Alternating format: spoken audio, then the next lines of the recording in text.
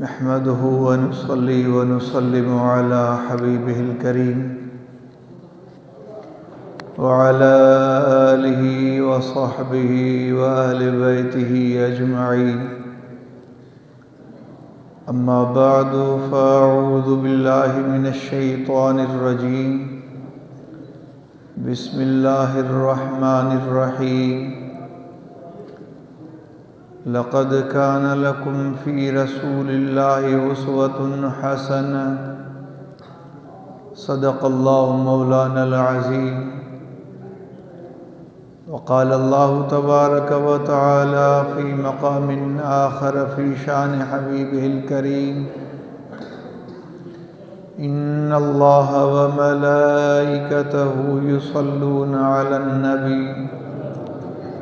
या अय्युहल्लज़ीना आमनू सल्लु अलैहि व सल्लिमू तस्लीमा। अल्लाहुम्मा सल्लि व सल्लिम व बारिक अला सय्यदिना व मौलाना मुहम्मदिन व अला आलि सय्यदिना व मौलाना मुहम्मदिन बिअददि मा फ़ी इल्मिल्लाहि स्वलातन दाइमतन बिदवामि मुल्किल्लाह। अल्लाह तबारक व तआला कलाम पाक जे अंदर इरशाद फरमायो, अलबत्ता तहकीक अल्लाह जे रसूल सल्लल्लाहु अलैहि व आलिहि वसल्लम जे ज़िंदगीअ में अवां जे वास्ते ज़िंदगी गुज़ारण जो बेहतरीन नमूनो मौजूद आहे। हुज़ूर नबी करीम अलैहिस्सलातु वस्सलाम जी ज़िंदगी मुबारक असांजे वास्ते हिदायत आहे ऐं ज़िंदगी गुज़ारण जो बेहतरीन नमूनो आहे। नबी करीम अलैहिस्सलातु वस्सलाम के अल्लाह तबारक व तआला जिथे ॿियूं तमामु घणियूं ख़ूबियूं अता फ़रमायूं, उते नबी करीम अलैहिस्सलातु वस्सलाम के अल्लाह तबारक व तआला सिला रहमी जी भी ख़ूबी अता फ़रमाई। सिला रहमी मां मुराद उन्हनि अज़ीज़न क़रीबन रत जे जेके रिश्ते वारा आहिनि उन्हनि सां सुहिणो सलूक करणु, वालिदैन सां, ऐं जेकॾहिं उहे जहान छॾे वञनि त उन्हनि जे वास्ते ऐं ताल्लुक़ वारनि सां सुहिणो सलूक करणु। नबी करीम अलैहिस्सलातु वस्सलाम जेके भी रत जा रिश्ता हुया या उन खां सवा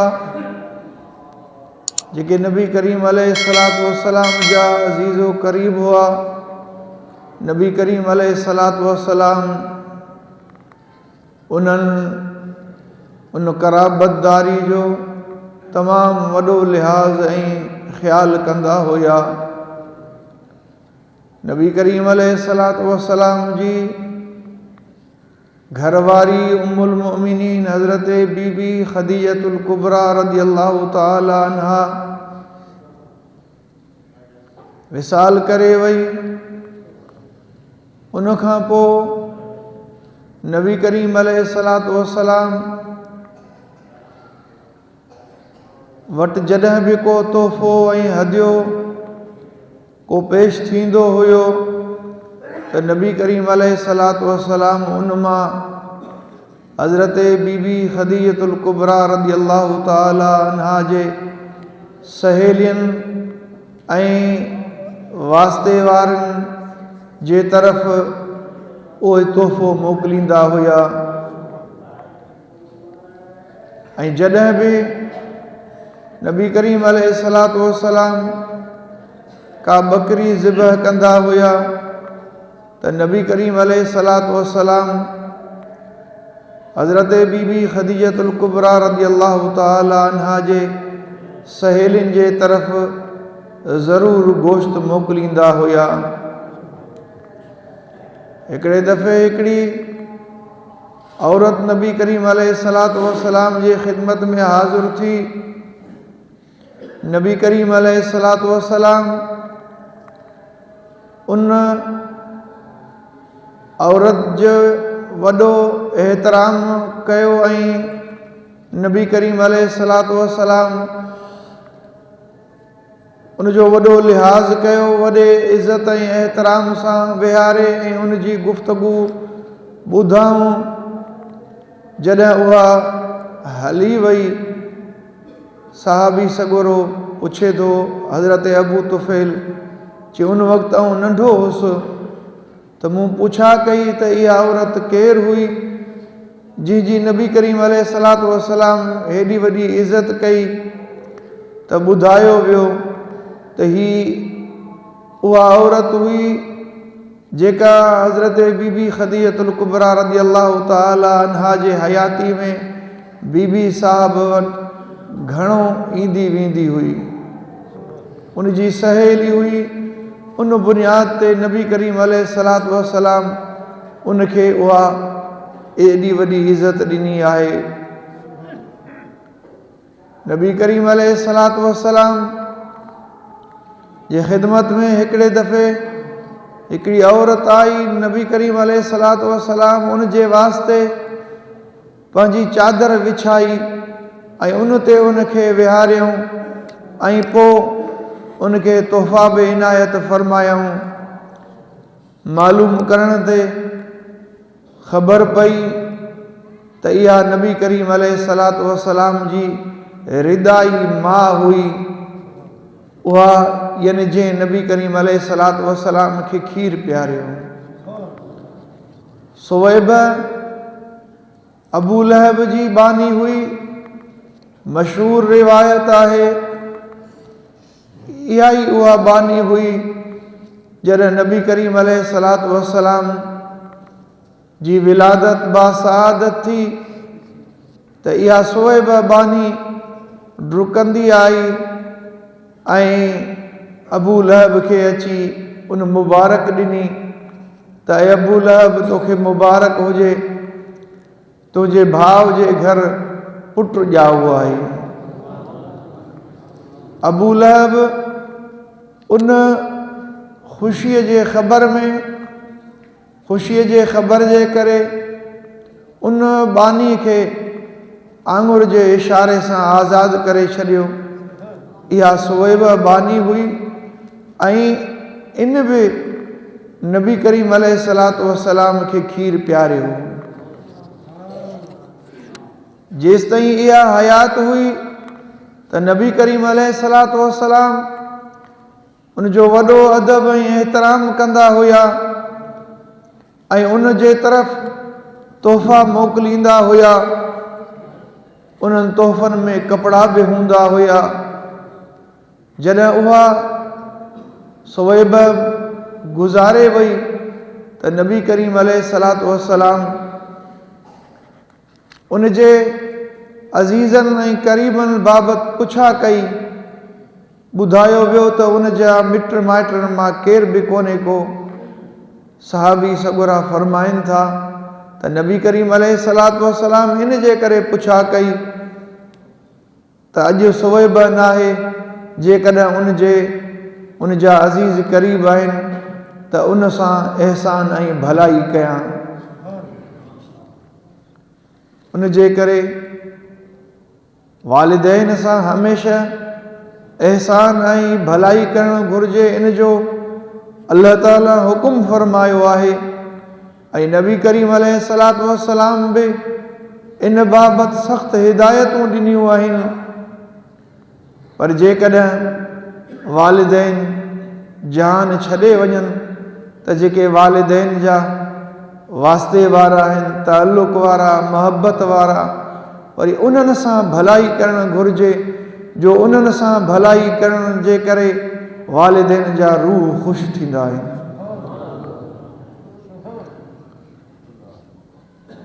ग़ज़वे हवाज़िन उन में जॾहिं काफ़र क़ैदी थिया, उन्हनि जंगी क़ैदिन में नबी करीम अलैहिस्सलातु वस्सलाम जी रिदाई भेण शीमा नालो हुसि, उहा बि उन्हनि जंगी क़ैदिन में हुई। जॾहिं उन चयो त मूंखे नबी करीम अलैहिस्सलातु वस्सलाम जे ख़िदमत में वठी हलो, जॾहिं उहा नबी करीम अलैहिस्सलातु वस्सलाम जे ख़िदमत में आई, उन पंहिंजो तारुफ़ करायो त आऊं तव्हांजी भेण रिदाई भेण शीमा आहियां। जॾहिं नबी करीम अलैहिस्सलातु वस्सलाम इहा ॻाल्हि ॿुधी, नबी करीम अलैहिस्सलातु वस्सलाम उनखे वॾे इज़त ऐं एहतराम सां विहारे फरमायाऊं, जेकॾहिं तूं असां वटि हिते रहणु चाहीं त असां तोखे वॾे इज़त ऐं एहतराम सां हिते रहाईंदासूं, ऐं जेकॾहिं तूं माइटनि ॾे वापसि वञणु चाहीं त तोखे इनाम ऐं इकराम ॾेई करे असीं वापसि कंदासूं। तॾहिं उन चयो त आऊं पंहिंजे माइटनि ॾे वञणु चाहियां थी। त नबी करीम अलैहिस्सलातु वस्सलाम न रुॻी उहा पंहिंजी जेका भेण हुई रिदाई शीमा उनखे आज़ादु कयूं, बल्कि उन जंहिं जे लाइ सिफ़ारिश कई नबी करीम अलैहिस्सलातु वस्सलाम उन्हनि खे बि आज़ादु करे ऐं वॾे इनाम ऐं इकराम सां तोहफ़ा तहाइफ़ ॾेई करे पंहिंजी रिदाई भेण खे आज़ादु करे छॾियऊं। ही नबी करीम अलैहिस्सलातु वस्सलाम जो अमल, इहो अख़लाक़, इहो असांजे वास्ते इन में हिदायत ऐं सबक़ु आहे। असां माण्हुनि जो रवैयो वरी अजीब हूंदो आहे जो असां पंहिंजनि जे लाइ एतिरा सुठा न हूंदा आहियूं जेतिरा वरी ॿियनि जे लाइ सुठा हूंदा आहियूं। हालांकि अव्हां जे अहसान ऐं भलाईअ जे हक़दार सभ खां अव्वल अव्हां जा वालिदैन आहिनि ऐं अव्हां जा भाइर, अव्हां जूं भेनरूं ऐं जेके बि रत जा रिश्ता आहिनि, अव्हां जे अहसान ऐं भलाईअ जा हक़दार सभ खां पहिरियां उहे आहिनि, उन खां पोइ पाड़े वारा, उन खां पोइ ॿिया। नबी करीम अलैहिस्सलातु वस्सलाम फरमायो, तव्हां मां भले में भलो उहो आहे जेको पंहिंजनि घर वारनि जे लाइ भलो हुजे। माण्हू ॿियनि जे लाइ भलो हुजे ऐं घर वारनि जे लाइ भलो न हुजे, इहो नबी करीम अलैहिस्सलातु वस्सलाम जे तालीम जे ख़िलाफ़ु आहे। इस्लाम इहो सबक़ु नथो ॾे। इस्लाम इहो सबक़ु ॾिए थो, सभ खां पहिरियां अव्हां जे अहसान ऐं भलाई जा हक़दार उहे पहिरियां अव्हां जे घर वारा आहिनि, उनमें अव्हां जा वालिदैन आहिनि, उनमें अव्हां जूं भेनरूं, अव्हां जा भाइर आहिनि, अव्हां जा अज़ीज़ क़रीब आहिनि, अव्हां जी घरवारी आहे, ऐं उन खां पोइ अव्हां जा ॿिया रिश्तेदार, पोइ पाड़े वारा, उन खां पोइ ॿिया। ऐं जेकॾहिं नबी करीम अलैहिस्सलातु वस्सलाम इन बाबति यानी माइटनि सां मिटी ॻंढण जो हुकुम फरमायो आहे ऐं जेको माइटनि खां मिटी छिने उन बाबति नबी करीम अलैहिस्सलातु वस्सलाम सख़्तु वईद फरमाई आहे। नबी करीम अलैहिस्सलातु वस्सलाम पंहिंजी ज़िंदगी में, पंहिंजे अमल मां बि असांखे इहो सबक़ु ॾिनो ऐं पंहिंजे फ़रमान सां बि असांखे इहो हुकुम ॿुधायो, तव्हां माइटनि सां मिटी ॻंढियो, पंहिंजे वालिदैन, पंहिंजनि भाइरनि, पंहिंजनि भेनरुनि ऐं अज़ीज़ क़रीबनि सां अहसान ऐं भलाई कयो। नबी करीम अलैहिस्सलातु वस्सलाम जे पाक ज़िंदगी, पाक सीरत जे पहलुअनि मां हिकु पहलू इहो बि आहे। नबी करीम अलैहिस्सलातु वस्सलाम वाइदे वफ़ाई जे मुतालिक़ नबी करीम अलैहिस्सलातु वस्सलाम फरमायो त उन माण्हू जो ईमान ई न आहे जंहिं माण्हू वटि वाइदो नाहे जेको वाइदे जे ख़िलाफ़ वर्ज़ी कंदड़ आहे। फरमायूं त वाइदे जी वफ़ाई इहा ईमान जी निशानी आहे ऐं वाइदे जी ख़िलाफ़ी इहा मुनाफ़िक़त जी निशानी आहे। नबी करीम अलैहिस्सलातु वस्सलाम पाण बि वाइदे जा तमामु पाबंद हूंदा हुया। ऐलान नबूअत खां अॻु बि अब्दुल्लाह बिन अबिल हमसा रज़ियल्लाहु ताला अन्हु फरमाए थो त ऐलान नबूअत खां अॻु में मूं नबी करीम अलैहिस्सलातु वस्सलाम खे हिकिड़ी शइ विकिरो करे ॾिनी ऐं मूं नबी करीम अलैहिस्सलातु वस्सलाम खां उन जी क़ीमत वरिती, पर जेका शइ मूं विकिरो करे ॾिनी उहा सभु जो सभु उन वक़्तु मूं वटि मौजूदु न हुई। मूं जेका शइ मौजूदु हुई उहा ॾिनमि ऐं पोइ मूं नबी करीम अलैहिस्सलातु वस्सलाम सां वाइदो कयो त बाक़ी अवां इते ई बीहो ऐं बाक़ी शइ खणी अवां जी ख़िदमत में हाज़िर थिया थो। अब्दुल्लाह बिन अबिल हमसा चवे थो त मां नबी करीम अलैहिस्सलातु वस्सलाम खे मूं वाइदो ॾिनो, मां हलियो वियुसि त मूंखां इहा ॻाल्हि ई विसरी वई। 3 ॾींहंनि खां पोइ 3 ॾींहं ते मूंखे यादगिरी आई त मूं त नबी करीम अलैहिस्सलातु वस्सलाम सां वाइदो कयो हो त ही शइ जेका मूं तव्हांखे विकिणणी आहे बाक़ी उन जो हिसो बि खणी तव्हांखे पहुचायां थो। मूंखे त 3 ॾींहं गुज़री विया आहिनि। मूं त नबी करीम अलैहिस्सलातु वस्सलाम खे इहो चयो तव्हां हिते बीहो ऐं आउं अचां थो खणी उहा शइ। जॾहिं 3 ॾींहं मूंखे यादगिरी आई ऐं उन जाइ ते पहुतुसि त नबी करीम अलैहिस्सलातु वस्सलाम 3 ॾींहं बि उन जाइ ते मौजूदु हुया। जॾहिं मां उते पहुतुसि त पाण नाराज़ बि न थिया, पर वॾे शफ़क़त ऐं मोहबत सां फरमायूं, अए जवान, तो असांखे वॾी तकलीफ़ ॾिनी आहे। तूं वाइदो ॾेई वई, उन वाइदे जे बुनियाद ते 3 ॾींहं थिया आहिनि ऐं हिते ई जिथे तो चयो इते ई मां बीठो आहियां, इंतज़ारु तुंहिंजो करियां पियो। नबी करीम अलैहिस्सलातु वस्सलाम वाइदे जे वफ़ाई जे मुतालिक़ बि इस्लाम असांखे इहो सबक़ु ॾिए थो। नबी करीम अलैहिस्सलातु वस्सलाम पंहिंजे अमल, पंहिंजे किरदार, पंहिंजे सीरत सां असांखे पंहिंजे फ़रमाननि सां इहो ॿुधायो त हमेशह मुस्लमान जो कमु आहे त मुस्लमान जेको वाइदो करे उहो ज़रूरु उन वाइदे खे पूरो करे। वाइदे ख़िलाफ़ी करणु इहा मुस्लमान जी निशानी न आहे, बल्कि इहा मुनाफ़िक़त जी निशानी आहे।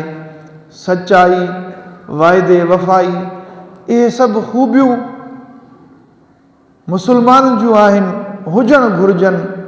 ऐं सचो मुस्लमान उहो ई आहे जंहिंमें इहे ख़ूबियूं हुजनि।